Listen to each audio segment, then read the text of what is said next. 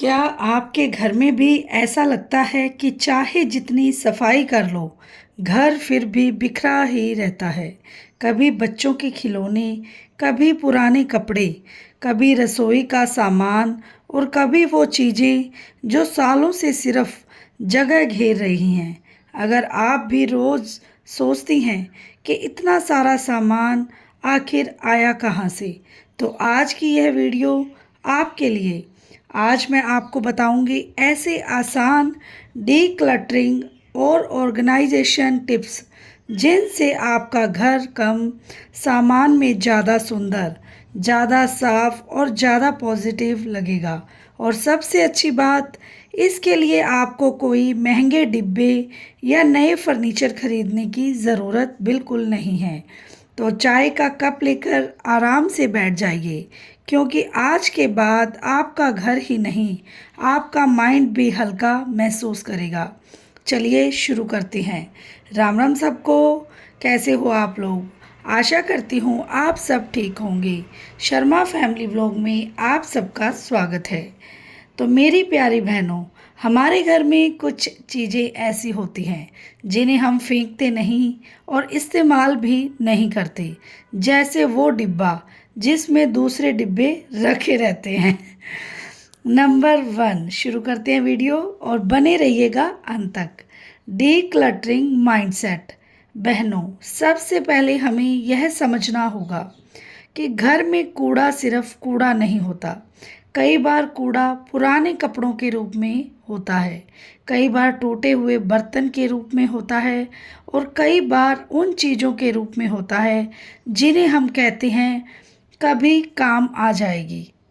लेकिन सच बताऊं, जो चीज़ 2-3 साल में काम नहीं आई, उसके आगे भी काम आने की संभावना बहुत कम होती है।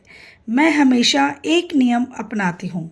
अगर किसी चीज़ को देखकर मेरे मन में खुशी नहीं आती और उसका कोई यूज़ नहीं होता, तो वह मेरे घर की जगह क्यों घेर रही है?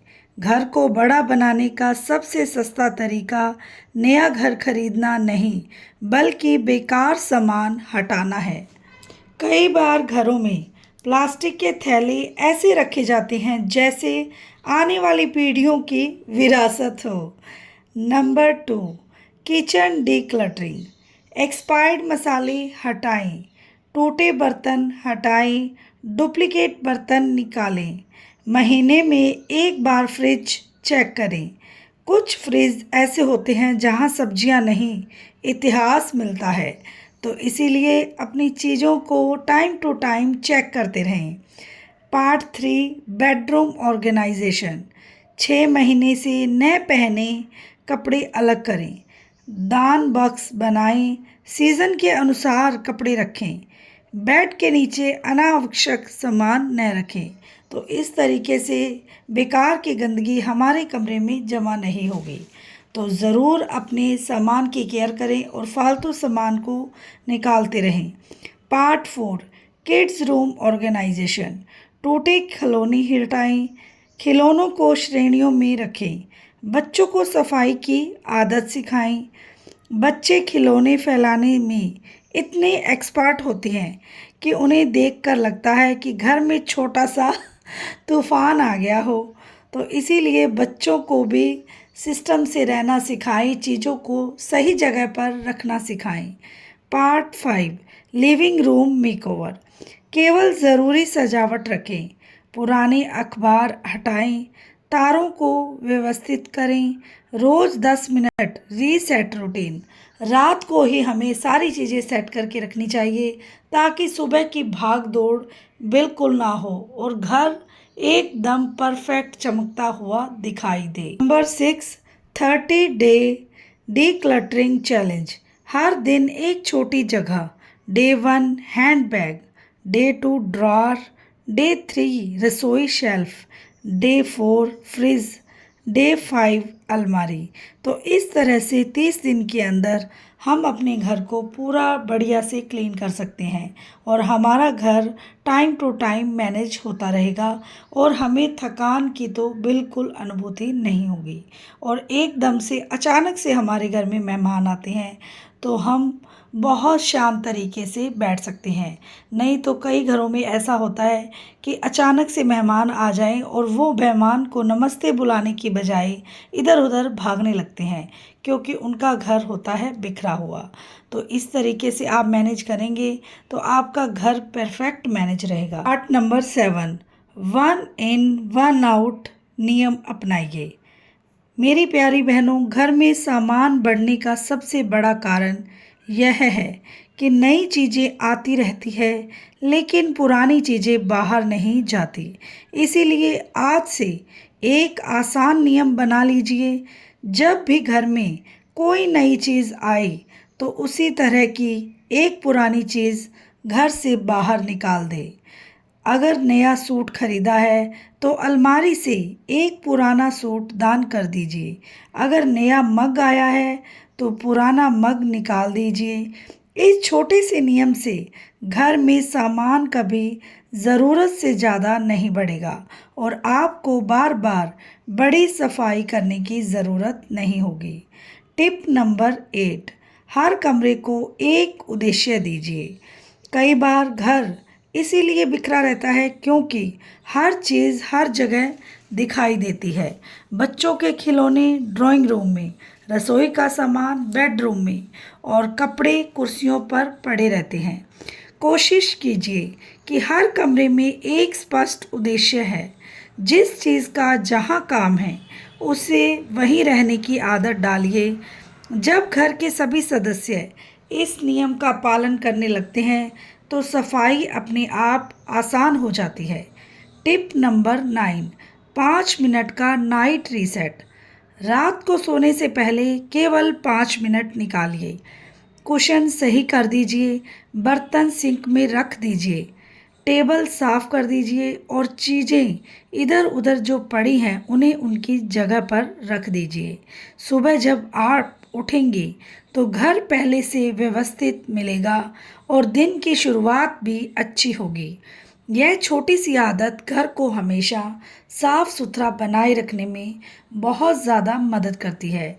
टिप नंबर 10, खाली स्तों की ताकत समझिए। घर की मेज, किचन काउंटर और शेल्फ पर जितना ज़्यादा सामान होगा, घर उतना ही भरा भरा और बिखरा लगेगा। कोशिश कीजिए कि इन जगहों पर केवल ज़रूरी चीज़ें ही रखें।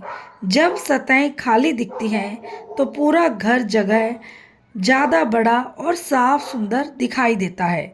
कई बार सिर्फ इतना बदलाव ही घर की पूरी लुक बदल देता है। टिप नंबर 11, भावात्मक सामान को समझदारी से संभालिए। हम सबके पास कुछ ऐसी चीज़ें होती हैं जिनसे हमारी भावनाएं जुड़ी होती हैं। पुरानी तस्वीरों, बच्चों की ड्राइंग या कोई यादगार उपहार। लेकिन हर याद को संभालने के लिए पूरी अलमारी भरना ज़रूरी नहीं है। कुछ खास चीज़ें चुनिए और उन्हें एक यादों वाले बॉक्स में रख दीजिए। इससे यादें भी सुरक्षित रहेंगी और घर में अनावश्यक सामान भी नहीं बढ़ेगा। टिप नंबर 12, खरीदने से पहले 3 सवाल पूछिए। जब भी कोई चीज़ खरीदने का मन करे तो खुद से 3 सवाल पूछिए। क्या मुझे इसकी ज़रूरत है सच में? क्या मेरे पास पहले से ऐसी कोई चीज़ मौजूद है? और क्या मैं इसे अगले 6 महीने तक इस्तेमाल करूँगी? अगर जवाब ना है तो शायद उस चीज़ को खरीदने की ज़रूरत बिल्कुल नहीं है। यह आदत घर में सामान और खर्च दोनों कम करती है, तो ज़रूर फॉलो करें। टिप नंबर 13, दान करने की आदत बनाइए। जो कपड़े, बर्तन, किताबें या खिलौने आपके काम नहीं आ रहे, वे किसी और के बहुत काम आ सकते हैं। हर महीने एक छोटा सा दान बॉक्स तैयार कीजिए। जब वह भर जाए तो तुरंत ज़रूरतमंद लोगों तक पहुंचा दीजिए। इससे घर भी हल्का होगा और किसी की मदद भी हो जाएगी। टिप नंबर 14, परिवार को शामिल कीजिए। घर को व्यवस्थित रखना केवल एक व्यक्ति की जिम्मेदारी नहीं होनी चाहिए। बच्चों को उनके खिलौने, रखने की आदत सिखाइए। पति से भी छोटी छोटी चीज़ों में मदद लीजिए। जब पूरा परिवार मिलकर जिम्मेदारी निभाता है तो घर को व्यवस्थित रखना बहुत ज़्यादा आसान हो जाता है और किसी एक व्यक्ति पर पूरा बोझ नहीं पड़ता।